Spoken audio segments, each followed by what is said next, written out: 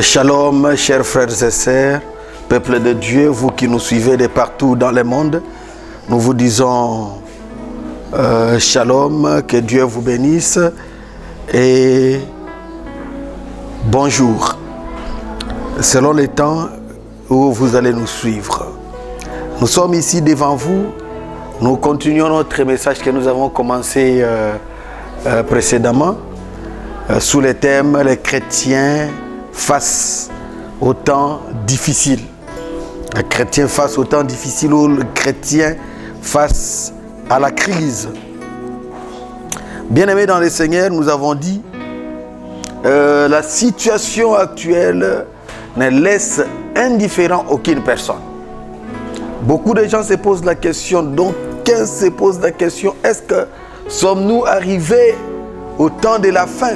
Sommes-nous arrivés au dernier jour? Est-ce que c'est le retour du Seigneur? La Bible nous donne la réponse sur ce point-là. Nous l'avons dit, nous avons démontré que le temps de la fin n'a pas commencé aujourd'hui. Le temps de la fin a commencé déjà depuis la Pentecôte.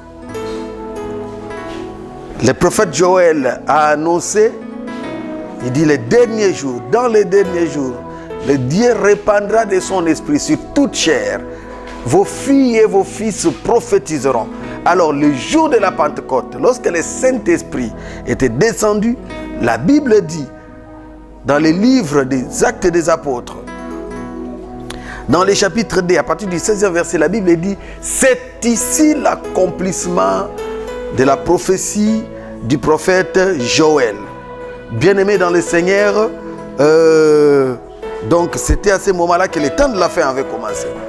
Alors, la Bible dit, dans les derniers jours, dans le livre de 2 Timothée chapitre 3, dans les derniers jours, et il dit, sache que dans les derniers jours, je voudrais reprendre textuellement ce que la Bible a dit. Sache que dans les derniers jours, il y aura des temps difficiles. Bien-aimés dans le Seigneur, certaines personnes sont distraites, certaines personnes se posent la question, est-ce que nous sommes déjà au dernier jour? Oui, depuis les Pentecôtes jusqu'à aujourd'hui, et peut-être ça continue, nous sommes déjà dans les derniers jours. Et nous passons des temps difficiles. Et 2 Timothée 3 nous montre le comportement, la conduite de l'homme. En général, durant cette période, durant les temps difficiles, et cette conduite est caractérisée par la méchanceté de l'homme, par l'injustice de l'homme. Parce que la Bible dit, à partir du verset 1er, à partir du 2e verset, la Bible dit, car les hommes seront égoïstes. Donc, la Bible cite les comportements qui caractérisent l'homme aujourd'hui. Mais nous, enfants de Dieu, nous, serviteurs de Dieu, nous, peuple de Dieu, comment allons-nous nous comporter durant cette période? Comment allons-nous nous conduire? Est-ce que nous devons nous conduire comme tout le monde? Je dirais non. Nous ne pouvons pas nous conduire comme tout le monde.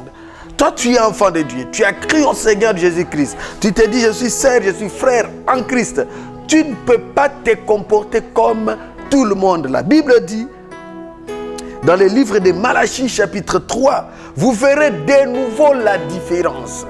Bien-aimés, dans les temps difficiles, dans des périodes difficiles, dans les derniers jours, nous devons voir la différence entre les peuples de Dieu, c'est-à-dire les enfants de Dieu, ceux qui servent Dieu et ceux qui ne le servent pas. La Bible dit, vous verrez de nouveau la différence entre les justes et les méchants. Les méchants, c'est qui? Les méchants, c'est les païens. Les méchants, c'est qui? Les méchants, c'est ceux qui n'acceptent pas Dieu. Les méchants, c'est qui? Les méchants, c'est ceux qui se conduisent selon le comportement des derniers jours que Timothée est en train de nous dire dans 2 Timothée chapitre 3. Bien-aimés dans le Seigneur, toi et moi, en tant qu'enfants de Dieu, nous devons marquer une différence. Différence parce que nous sommes enfants de Dieu. Différence entre ceux qui servent Dieu et ceux qui ne les servent pas. Toi, tu sers Dieu, mais tu dois vivre la différence. Tu dois te conduire différemment de ceux qui ne servent pas Dieu. Partout où tu es, dans la famille, dans ton entreprise, dans ton travail, tu te comportes comment? En ces temps de la fin, où nous passons des moments difficiles, comment tu te comportes? Comment tu conduis ta vie? Comment tu mènes ta vie? Voilà pourquoi nous rentrons dans notre thème, dans le livre d'Ézéchiel, chapitre 14. Nous lisons à partir du 13e verset. Ézéchiel 14, à partir du 13e verset. Nous lisons au nom de Jésus. La Bible dit: Fils de l'homme, lorsqu'un pays pécherait contre moi en se livrant à l'infidélité. Bien-aimé, il dit, lorsqu'un pays pécherait contre moi en se livrant à l'infidélité. L'infidélité, c'est les caractéristiques des derniers jours.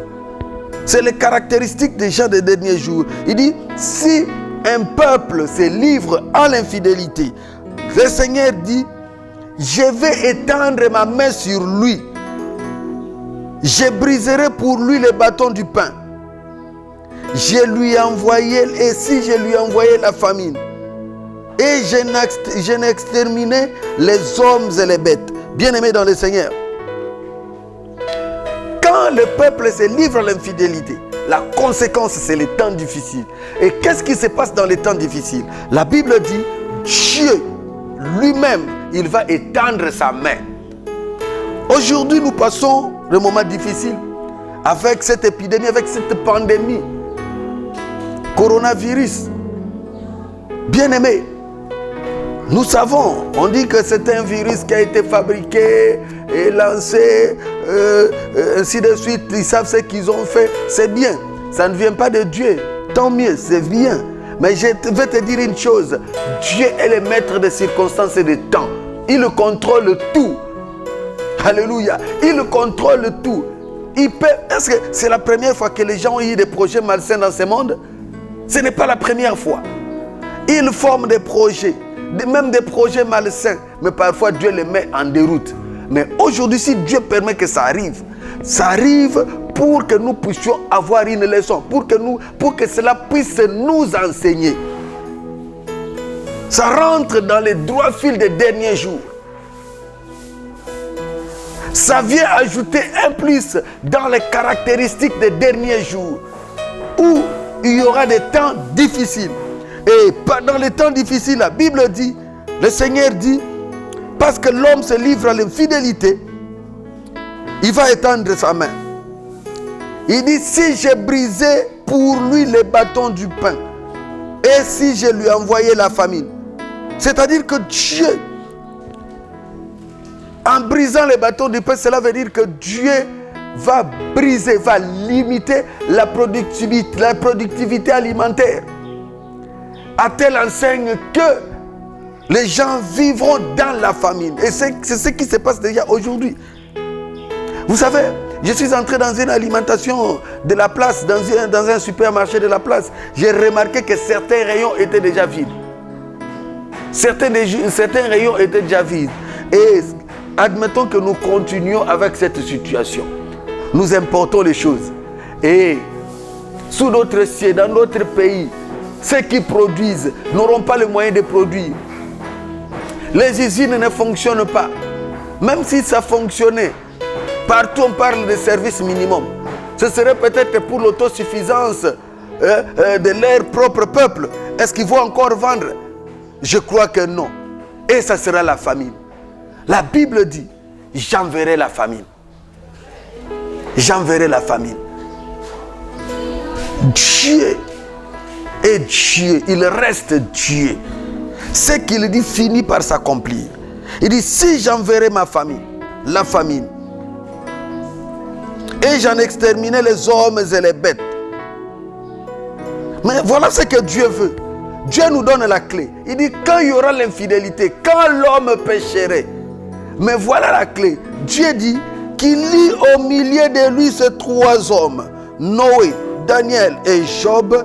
Ils sauveraient leur âme par leur justice. dit le Seigneur l'Éternel. Bien-aimés, les temps difficiles, les derniers jours sont caractérisés par les temps difficiles, notamment la faim, notamment la mort. Aujourd'hui, voilà comment le coronavirus fait peur. On compte des morts. On compte des morts. Quel sera le comportement d'un enfant de Dieu? Dieu veut avoir des enfants qui lui appartiennent, des enfants qui mènent une vie exemplaire. Alléluia. Des enfants qui mènent une vie exemplaire. Il dit, je vais avoir ces trois hommes, Noé, Daniel et Job. Il dit, ils sauveraient leur âme par leur justice. Ils sauveraient leur âme par leur justice. Si tu marches dans l'injustice, si tu marches dans la méchanceté, si tu marches, bien-aimé dans le Seigneur, dans des choses qui ne donnent pas gloire au Seigneur, des choses immorales. Aujourd'hui, le monde, c'est la dépravation. C'est la dépravation des mœurs.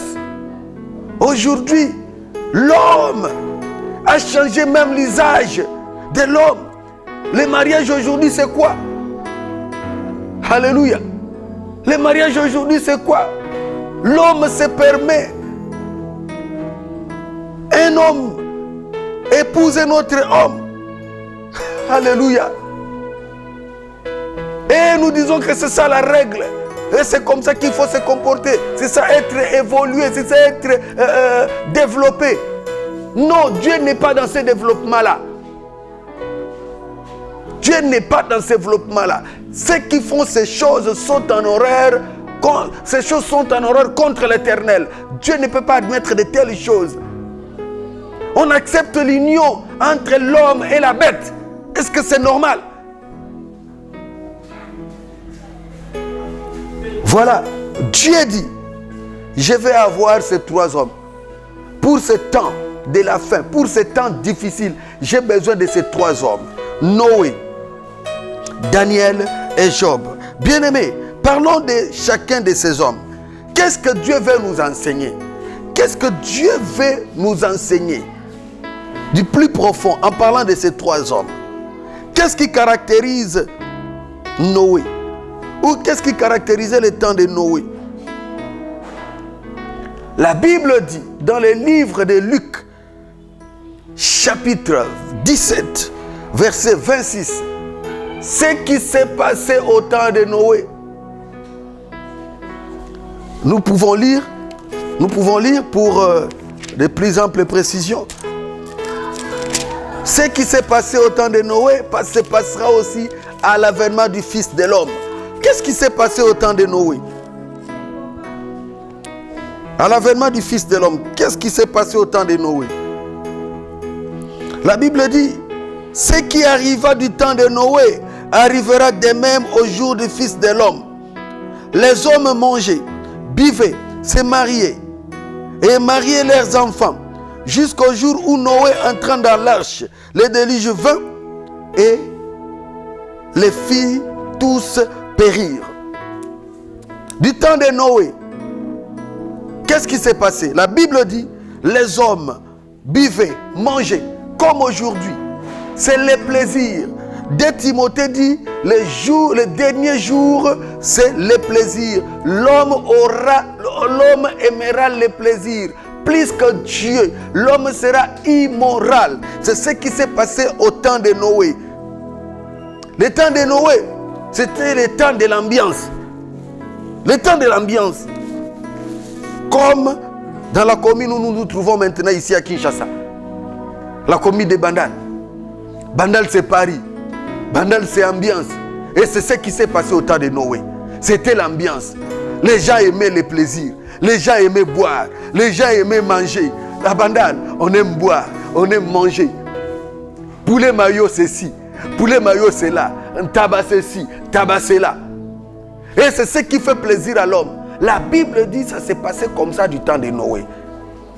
Mais aujourd'hui, dans les temps difficiles, Dieu a besoin de toi, son fils, que tu te comportes comme Noé. Au milieu du plaisir, au milieu de la débauche, que toi, tu sois Noé. Qu'est-ce qui caractérise Noé, bien-aimé? D'abord, le temps de Noé, si nous pouvons le décortiquer comme nous avons lu ici, la Bible dit que l'homme, les hommes étaient dans la distraction parce qu'ils aimaient manger, parce qu'ils aimaient boire, parce que ce qui était intéressant pour l'homme, c'était les mariages, les festins. Les mariages, les festins. Comme aujourd'hui. Vous voyez comment est-ce que les salles de fête se sont multipliées dans la ville. Et les fêtes commencent même à partir de mardi. À partir de mardi, les fêtes commencent. Les gens aiment fêter, les gens aiment l'ambiance. Et c'est comme ça, c'est ce qui passait au temps de Noé. Une vie de distraction. Mais Dieu veut que dans ces temps difficiles, qu'il ait un Noé. Au temps de Noé, il y avait la corruption de la nature humaine. La nature humaine était corrompue. La nature humaine était... il y avait des choses qui ne donnaient pas gloire au Seigneur. Au temps de Noé, l'homme était indifférent face aux affaires de Dieu. L'homme ne se souvenait plus de son Créateur. Vous savez, aujourd'hui, les gens donnent l'impression de prier. Les gens donnent l'impression de prier. Je l'ai dit, les gens donnent l'impression de prier. Pourquoi? Parce que la prière, comme ça devient, on dirait, une mode. Mais, au fond, l'homme ne prie pas. Au fond, l'homme ne cherche pas Dieu. Bien aimé, nous devons chercher Dieu. Au temps de Noé, l'homme était indifférent. Et aujourd'hui, les gens sont indifférents aux choses de Dieu. Voilà pourquoi vous pouvez voir, ici, surtout dans notre ville, en Afrique, les gens, l'homme peut parler du mal des hommes de Dieu facilement. Facilement. Parce qu'ils cherchent toujours un moyen, tellement qu'ils sont indifférents. Tellement qu'ils cherchent le moyen de crouler les choses de Dieu. Le moyen de fouler sur les pieds ce qui concerne le royaume des cieux. C'est au travers des hommes de Dieu qu'ils cherchent le moyen d'entrer. Qu'ils cherchent une porte d'entrée. Quand un homme de Dieu est dans une situation, et vous verrez, là tout le monde commence à parler. Ah, pourquoi aller prier? Pourquoi aller prier? Pourquoi aller prier? Parce que regardez d'ailleurs, regardez eux qui nous prêchent, regardez eux qui nous prêchent. Bien aimés dans le Seigneur. Tout ça, ça dénote l'indifférence. C'est un moyen de se désintéresser des choses de Dieu. Un moyen de se désintéresser des choses de Dieu. Un moyen de fouler aux pieds les choses de Dieu. C'est ce qui caractérise notre monde aujourd'hui. Et c'est ce qui s'est passé au temps de Noé, du temps de Noé. L'indifférence par rapport aux choses de Dieu. Et la construction de l'arche. C'est-à-dire une prédication. Noé s'est présenté pour parler de la part du Seigneur à ces hommes-là qui étaient indifférents, à ces hommes-là qui étaient méchants. Parce que la Bible dit, à ces hommes-là qui étaient infidèles, parce que la Bible dit, si un peuple pêche contre moi, pour se livrer à l'infidélité, pour se livrer à l'infidélité. Parce que l'homme s'est livré à l'infidélité. Noé s'était levé pour parler de la part du Seigneur. Alléluia. Pour parler de la part du Seigneur. Nous avons besoin de Noé aujourd'hui, qui malgré l'environnement malsain, malgré les temps difficiles, malgré la pression, malgré l'influence des frères, des sœurs, des amis, l'influence du monde, et il était resté intègre, ferme, stable dans sa foi. Mais aujourd'hui, beaucoup d'enfants de Dieu, ils sont facilement influençables. Aujourd'hui, beaucoup d'enfants de Dieu sont facilement malléables. On peut les influencer, on peut les changer d'avis. Ils ne sont pas fermes. Bien-aimés dans le Seigneur, Noé, c'est un modèle de foi. Un modèle de foi. Quand tu dis que j'ai prié, quand tu dis que je crois en Dieu, comment tu crois en Dieu? Est-ce que tu pries réellement? Est-ce que tu connais Dieu? Est-ce que tu pries réellement? Tu connais Dieu? Noé, c'est un modèle de foi que Dieu nous demande d'avoir. Un modèle de foi authentique. Un modèle de foi véritable. Pas une foi cosmétique comme nous le disons, mais une foi véritable. Pas une foi, vous savez, le cosmétique, c'est ce qui est embelli. Vous voyez, quelqu'un qui est noir, quand il utilise le cosmétique, vous pouvez croire qu'il est blanc comme un blanc. Or, en principe, dans sa nature intérieure, dans son sang, il a le sang noir. Mais avec le cosmétique, il apparaît autrement. Ce n'est pas une foi apparente, mais une foi ferme, intègre, stable, authentique. C'est le genre de personnes que Dieu veut avoir dans ces temps difficiles, dans ces temps de la fin. C'est le genre de personnes que Dieu veut avoir. Et c'est toi, bien-aimé dans le Seigneur, que Dieu veut avoir. Dieu veut que tu sois Noé. Noé ici, ce n'est pas le pasteur. Noé ici, ce n'est pas le prédicateur. Dans les temps difficiles, bien-aimé dans le Seigneur. Aujourd'hui d'ailleurs, où on a fermé, on dit bon, on ne se réunit pas, on ne célèbre pas le culte. Et que chacun reste chez lui. Est-ce que tu vas encore recourir très souvent? Paï, Daddy, prie pour moi. Daddy, Paï. Non. Tu dois être Noé. Quelqu'un qui sait exercer la foi. Quelqu'un qui sait aussi réveiller les autres. Quelqu'un qui sait remettre les autres sur le droit chemin. Parce que quand l'homme était devenu infidèle, Noé a fait en sorte que son environnement, son entourage puisse rentrer sur le chemin. Avec la construction de l'arche, il avait reçu le message. Bien-aimé, toi aussi, tu reçois ce message pour que tu deviennes Noé. Noé de ta famille, Noé de ta maison, Noé de ta ville, Noé de ta communauté. Pour que tu deviennes Noé. Pour sauver. Ce n'est pas l'affaire du pasteur. Voilà pourquoi d'ailleurs, moi je parle au pasteur. Nous devons enseigner au peuple de Dieu de se prendre en charge, de devenir des hommes faits, de devenir des hommes faits, qui dans des moments difficiles, ils peuvent se prendre en charge et professer ce Dieu-là que nous prêchons, mais qui ne soit pas seulement dépendant de nous. Si nous ne sommes pas là, on dirait qu'ils n'ont pas de vie. Non. Nous devons former des gens à être de Noé. Nous devons former des gens à être de Daniel. Nous devons former des gens à être de Job.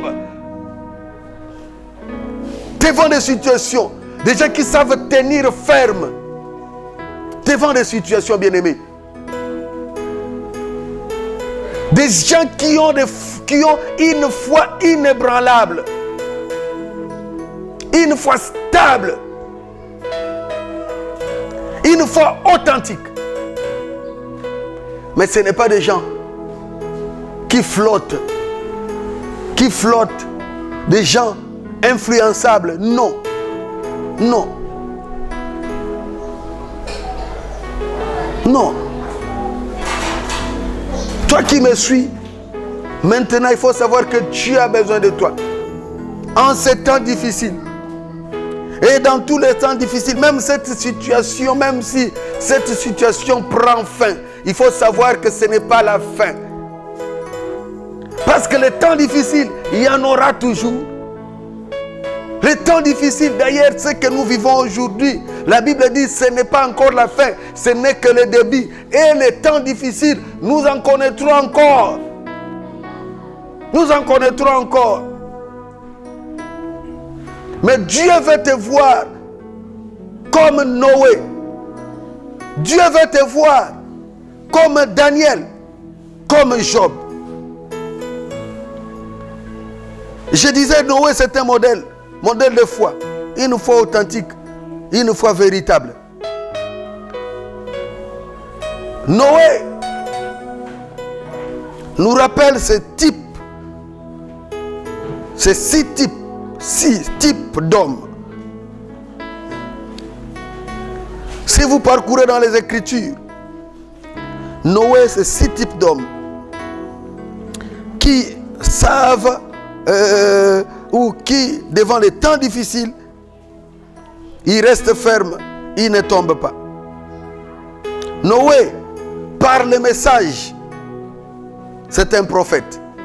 Vous pouvez lire dans les livres de Genèse, chapitre 23, jusqu'à 27.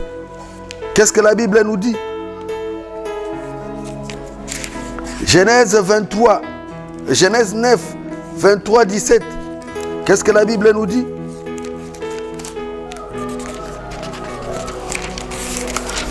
La Bible nous dit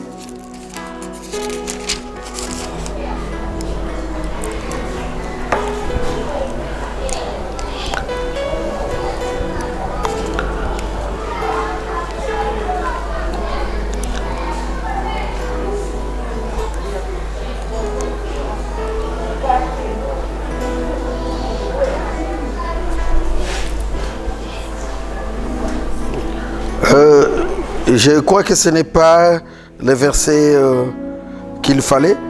On va trouver et on va vous donner le verset qu'il faut très prochainement. Et deuxièmement, par son sacrifice, Noé, c'est un grand prêtre.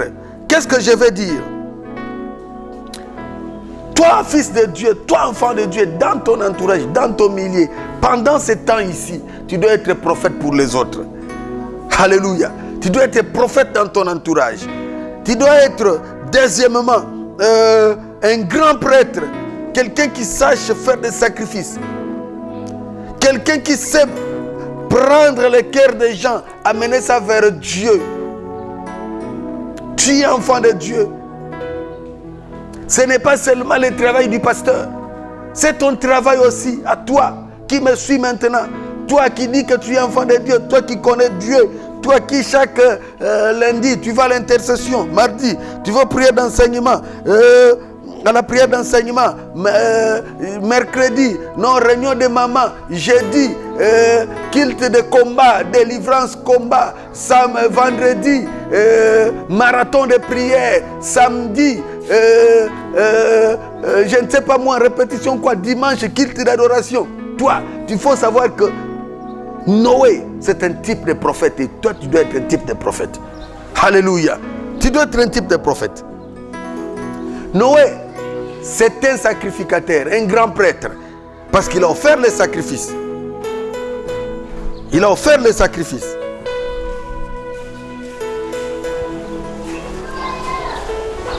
Il a offert les sacrifices.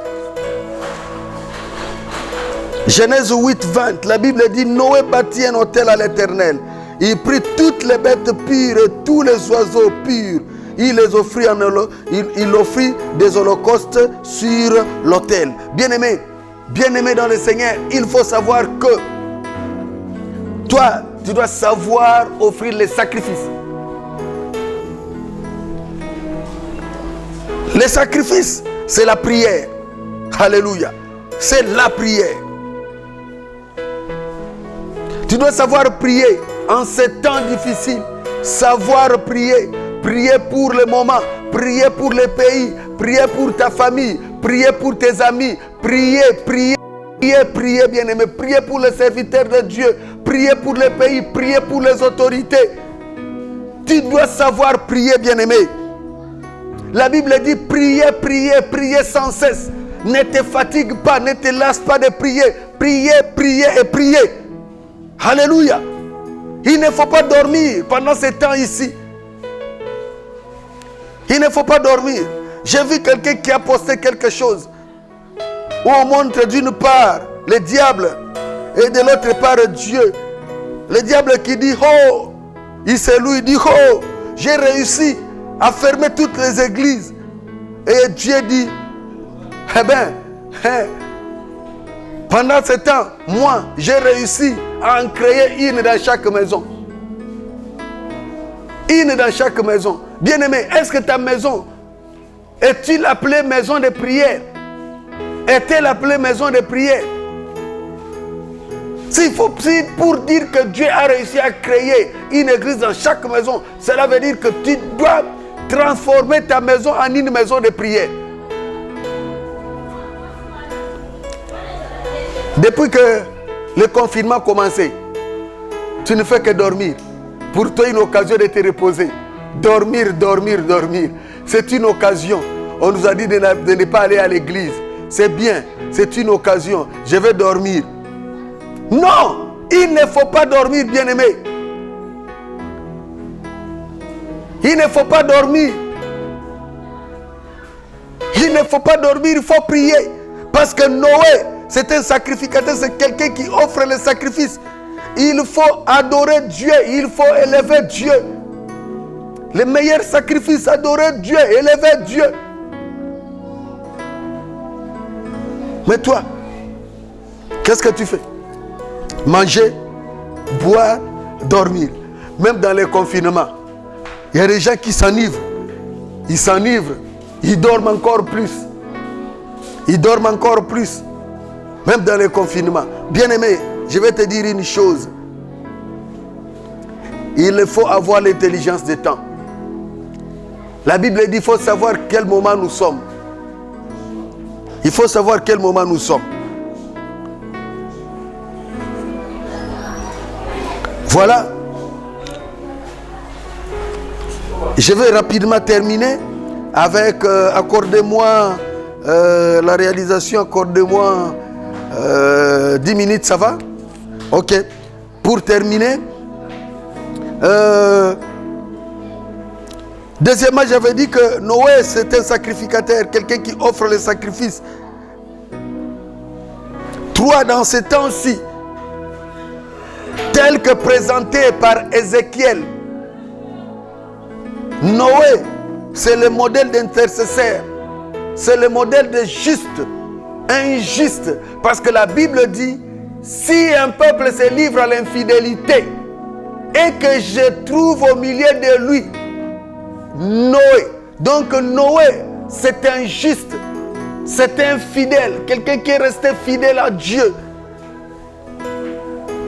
Quelqu'un qui est resté fidèle à Dieu, bien-aimé. Il faut rester fidèle à Dieu, bien-aimé. Hébreux chapitre 11, verset 7, nous présente Noé comme un croyant justifié par sa foi. Un croyant justifié par sa foi. Bien-aimé, j'avais dit que Noé c'est un modèle.